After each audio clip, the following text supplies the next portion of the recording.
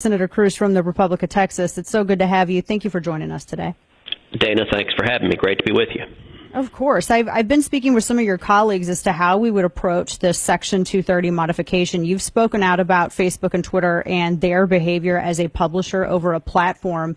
And, admittedly, I've gone back and forth on this, but I understand that, they are acting as a publisher. They're not acting any differently than a magazine or a television station, but yet I don't get the immunity that they get. So what has to be changed in order to, what will it take to modify that?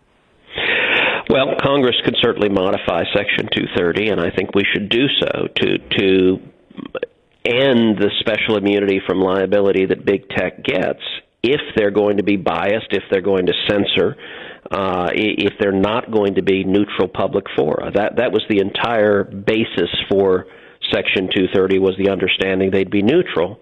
They've abandoned that. And I have to say, over the last couple of years, it's been getting worse and worse, the pattern of big tech censorship. But in the last 24 hours, it really crossed a line and accelerated at a level we've never seen before.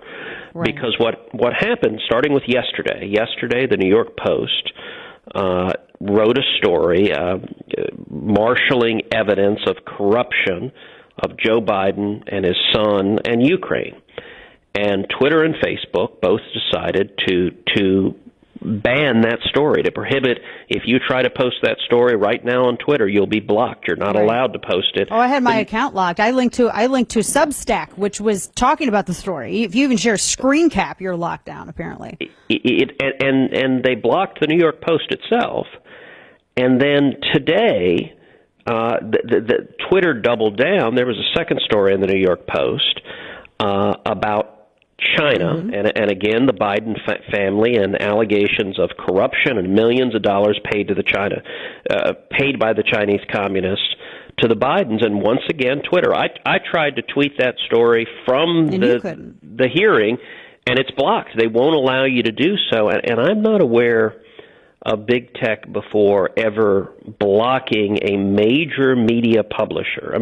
Look, the New York Post has the fourth largest distribution of any newspaper in America, and Twitter is just deciding unilaterally that we're going to silence the press because we think it harms Joe Biden, and that's an incredible abuse of power. What do you say to those, Senator, and we're speaking with Senator Ted Cruz here, whose brand new book, by the way, One Vote Away, How a Single Supreme Court Seat Can Change History, and congrats on the bestseller status of your book, by the way. Thank you. Now you can get it at Amazon and everywhere else. What do you say to those individuals who, when all of this started, admittedly, this is immediately where I started, and I have evolved in my exploration of this topic.